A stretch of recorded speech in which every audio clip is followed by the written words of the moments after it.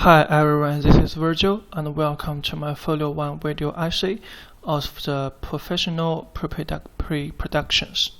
In this video, I'm going to talk about what I'm saying about my object, my RPG games, and what I have done for it. Firstly, I'm going to talk about the inspirations about my objects.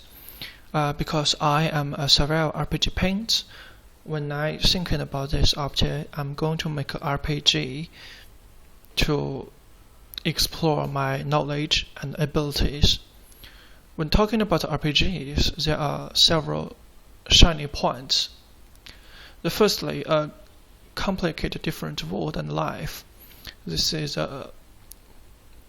why I think this is the most important reason for me why I love RPGs. Contribute attributes and character growth. This is the foundation of the RPGs because when the character grows, players grow together with the characters. That's why it's called RPG. The perk tree, which is full of creativity, that's the most interesting part for an RPG games because those different perks makes different characters, and those characters are the characters present of the players. Fighting. For those young people, fighting system is one of the most popular system for them. And yes, I am also very interested in the fighting system of all those RPGs. Last but not least, the blacksmith. In my experience, I can find blacksmiths in most of RPGs. I find them in the Stone Shards, Graveyard Keeper, even in Hollow Knight, Stardew Valley, and of course, Dark Souls 3.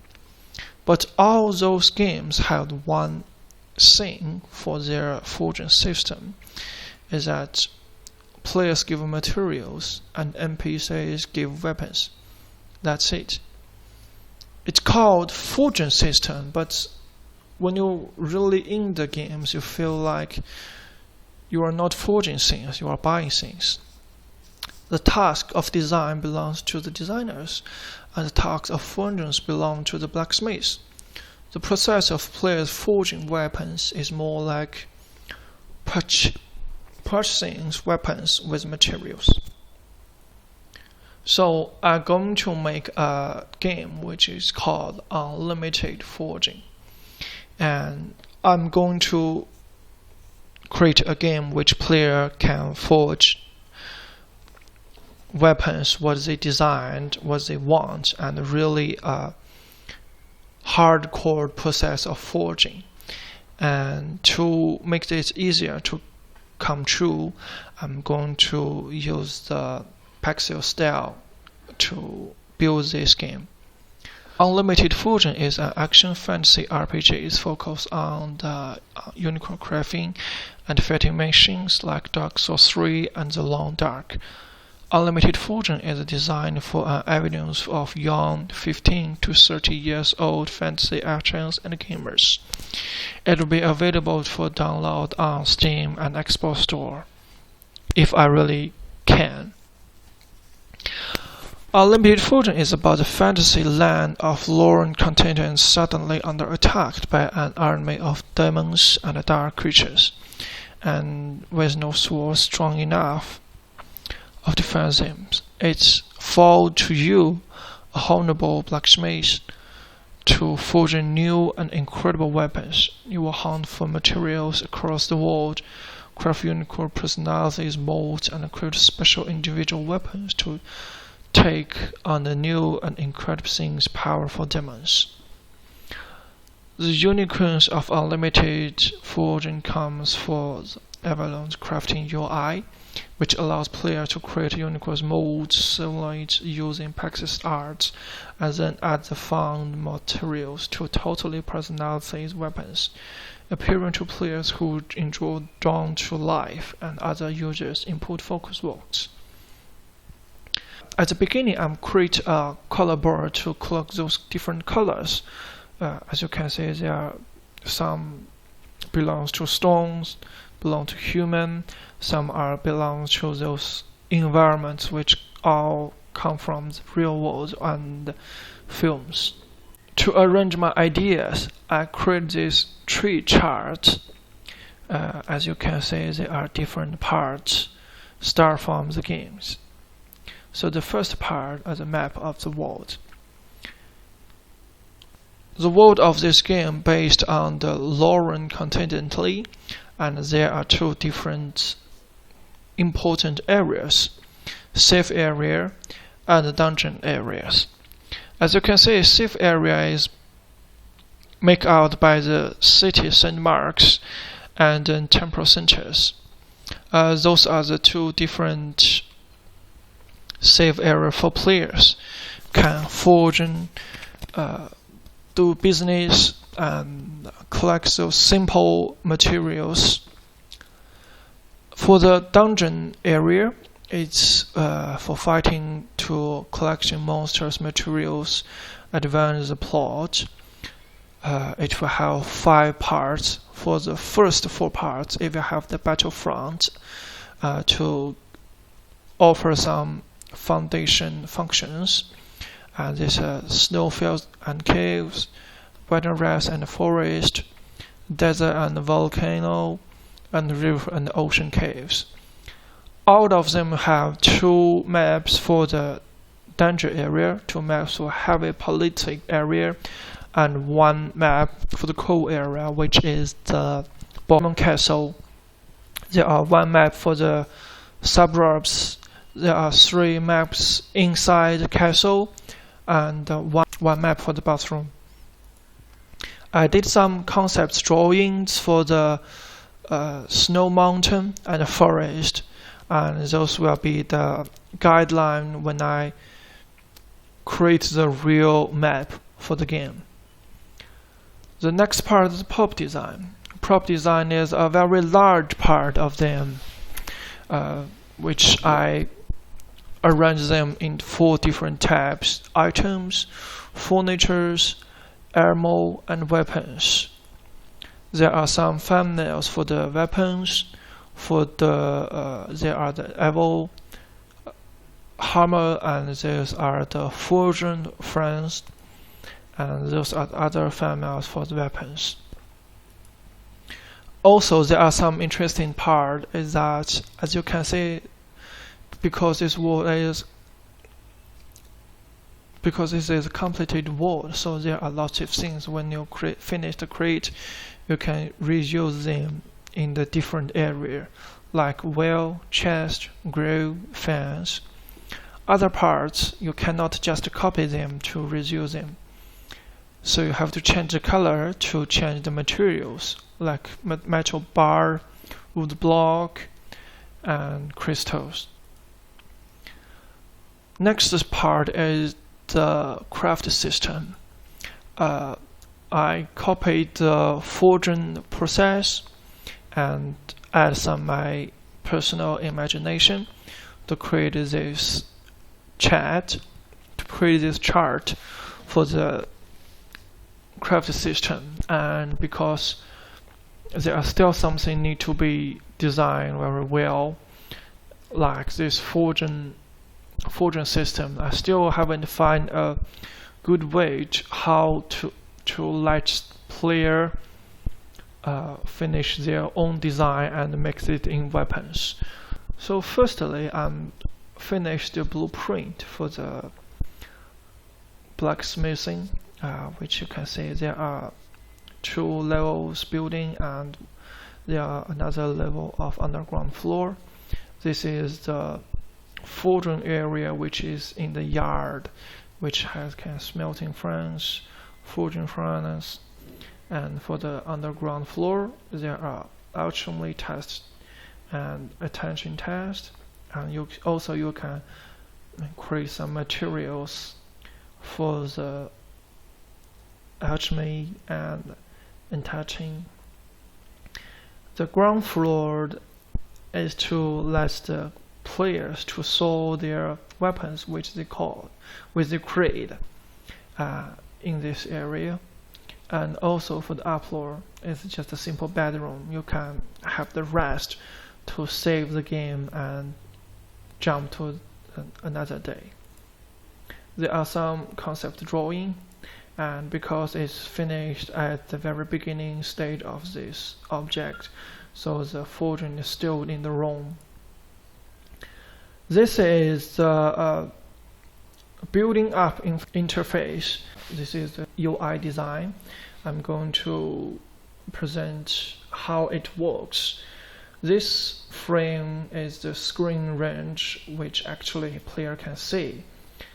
This area are the type of weapons interface, which represent weapons types which player can build up. This area components represent those different parts which player have, not only in the bags but also in the surface. This area is the stage of the weapons we're going to build up. Let's see if this really work. So actually this interface is players really look in the game. When you click the components, it will show the components here, and when you click the tab of weapons, it will show thumbnails of the weapons. When you put your mouse here, it will light out the thumbnails, and there are another shadow for the weapon which you choose. Click it, those shadow will break and become different parts. You need to build them together, and in this area you can say this is the name of the weapon and this is part of this weapon. Click it up, it will only present part of the sword, and if you remember there are great swords here, a great sword part here, and it will be has been hidden. Those four bottoms means the sword blade, crossguard, grip, and the pommel of the sword. Click it, and if you click the sword blade as named here, and they will only present the sword blade here, and other parts will be hidden. You can click the sword blade, and it will be here, and because it is the blade is the most important part of the sword, then it will present you the state of the board. As you can see, it is called steel sword, uncomplicated. It will say the damage, attack speed, intent, price, and so on. If you finish all those parts and click the build up button, they build up together, and you can finish your own weapons here. Characters. There are different characters, which I call the player characters, drama roles, function roles, background roles, and enemy. Player characters, which is the character. This character is the player can control this, so you need to design different communication sentences and even different data for them. Drama roles will be a part of the storytelling, so it's also need to design different actions, different communication for them, and also maybe some special missions, sideline dramas. Third part is function roles. It's the NPCs which offer some different functions, like the stores. Maybe you can train the ability. That's what we call the function roles. The fourth part are the background roles, which like training soldiers, walking citizens, and sitting customers.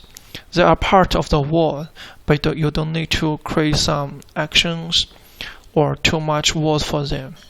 The last parts are the enemies. I also believe that enemies are the part of the world, so it also can be the part of characters. This is a very beginning concept art for the player characters. There are smith mode, armor mode, and yes, slave mode. These are the other concept drawing for this part: the drama roles, function roles, and enemy creatures. What else? Action designs. I have to design different actions for the different characters to make them alive. Character list growing system, which means perk trees.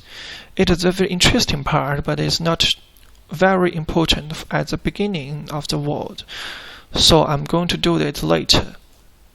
Storytelling. Storytelling is very important part for a game, especially RPG. So I'm going to write outline and do it later. Code writing and voice and music.